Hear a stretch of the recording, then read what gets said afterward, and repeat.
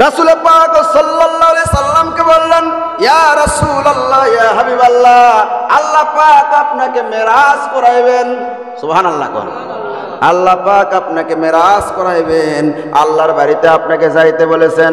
চলেন, অনেকেই প্রশ্ন করতে পারে, হুজুর তাহলে আল্লাহ পাকের বাড়িতে নবী গিয়েছেন, সেখানে তো নবী ছিল একটা জড় পদার্থ, রক্ত মাংসের হাড্ডির একজন মানুষ, নাকি বলেন? জোরে কোন, ঠিক কিনা? রক্ত মাংসের গড়া মানুষ, সেই মানুষ কেমনে আল্লাহর বাড়িতে গেলেন?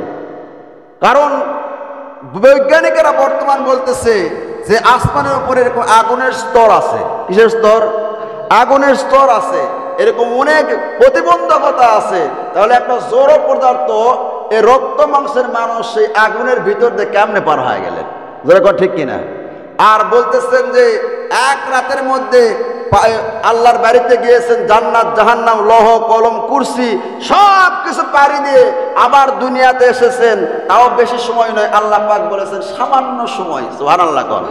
আসার পরে দেখতেছে যে ওযু করে গিয়েছিলেন, সেই ওযুর পানি এখনো গড়তেছে। সুবহানাল্লাহ কোন।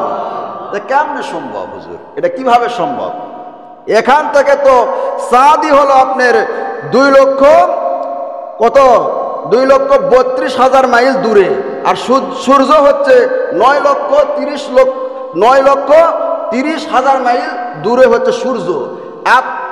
9,30,00,000 মাইল দূরে। কয় কোটি? 9,30,00,000 মাইল দূরে হচ্ছে সূর্য। তাহলে এত দূর তো আপনার চন্দ্র আর সূর্য, তারপরে আছে গ্যালাক্সি, মিল্কি ওয়ে, তারপরে আপনি কি অন্ধকার কূপ, অনেক কিছু রয়েছে, আছে না নাই?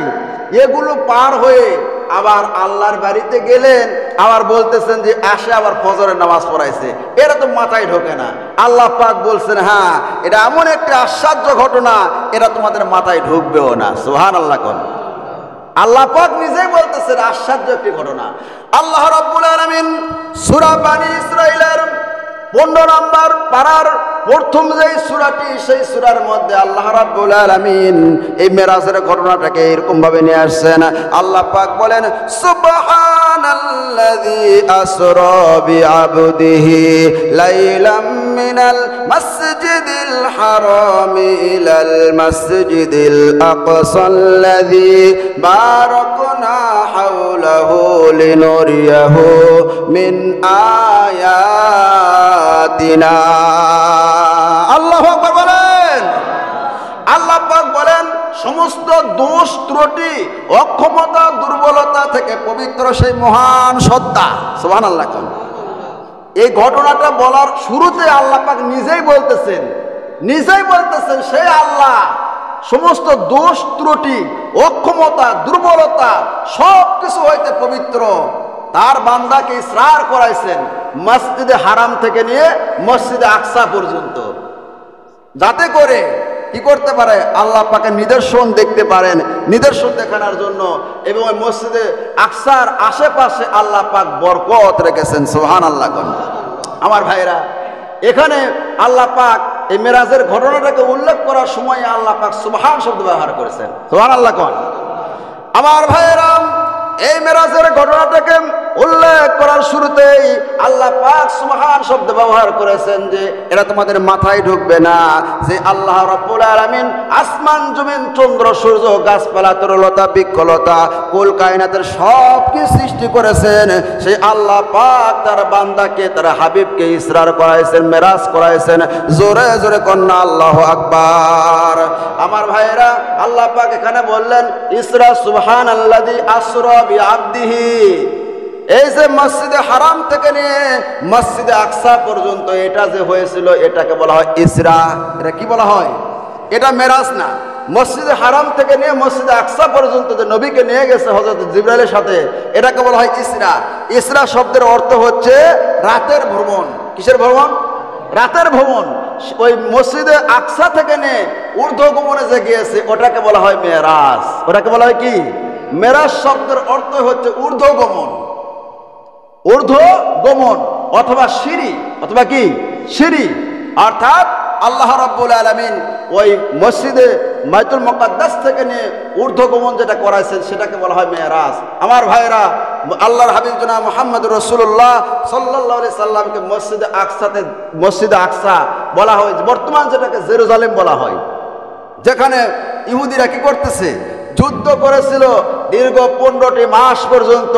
এখন বর্তমান ইহুদিরা সেখানে আপনার যুদ্ধ বিরতি করে, যুদ্ধ সন্ধি করে সেই ইসরায়েল থেকে ফিলিস্তিন থেকে ইসরায়েলেরা পালাইতে বাধ্য হয়েছে। যারা বলেন সুবহানাল্লাহ। ইসরায়েলেরা মুসলমানের রক্ত নিয়ে হুলি খেলেছিল, মুসলমানের লাশের উপর দিয়ে তারা কদম মেরেছিল। বাইতুল মুকাদ্দাস পবিত্র ভূমি, সেই মসজিদের মধ্যে বুট পায়ে দিয়ে মুসলমানদেরকে গুলি করে করে হত্যা করেছিল। মুসলমান তবুও বাইতুল মুকাদ্দাসের জমিনকে দাঁত দিয়ে কামড়ায় ধরে রেখেছিল। দীর্ঘ 15 বছর পর্যন্ত রক্তক্ষয়ী যুদ্ধ হয়েছে, একটাও ফিলিস্তিনিরা তাদের জমিন ছাড়ে নাই। আল্লাহ রাব্বুল আলামিন এই মুসলমানদেরকে বিজয় দান করেছে। ইহুদিরা সেই বাইতুল মুকাদ্দাস থেকে নেজগুটে পালায় গেছে। তারা বলেছিল বাইতুল মুকাদ্দাস ইহুদিদের রাজধানী হবে, আর মুসলমান বলেছিল ইহুদি তোদের রাজধানী বাইতুল মুকাদ্দাস হবে না, এখানে আসলে তোদের কবর রচনা হবে। যারা বলেন আল্লাহু আকবার।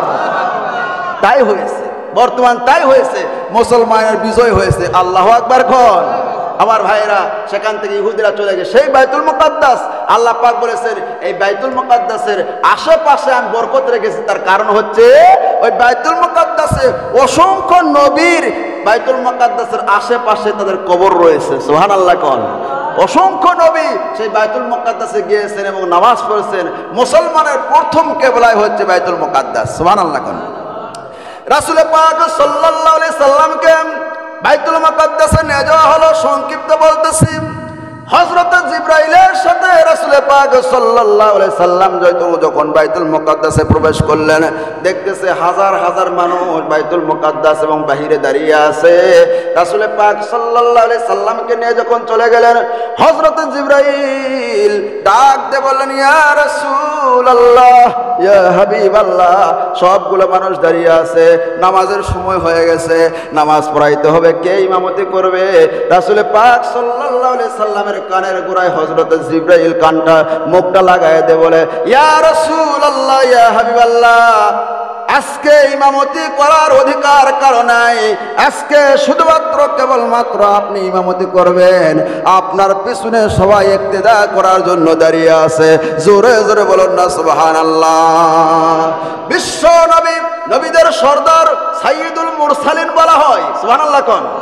সাইয়্যিদুল মুরসালিন অর্থাৎ সমস্ত নবীদের ইমাম। সুবহানাল্লাহ কোন।